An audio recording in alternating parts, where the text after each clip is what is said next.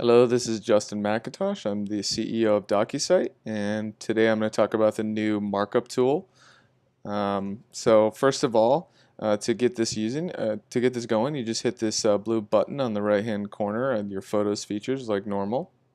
And you either do From Photos or Take Photos. I'm going to choose From Photos, and you click the photo that you want to use, and then all you do is you hit this three-dot hamburger bar on the right-hand corner, and you click Markup, and then you use your finger to mark up what you needed to do.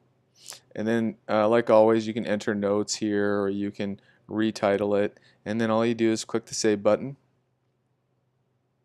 and your markup is all there and done and ready for you to view.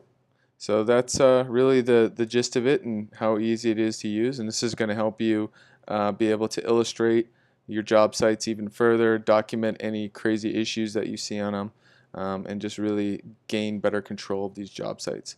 So thank you so much for the time today, and have a great day.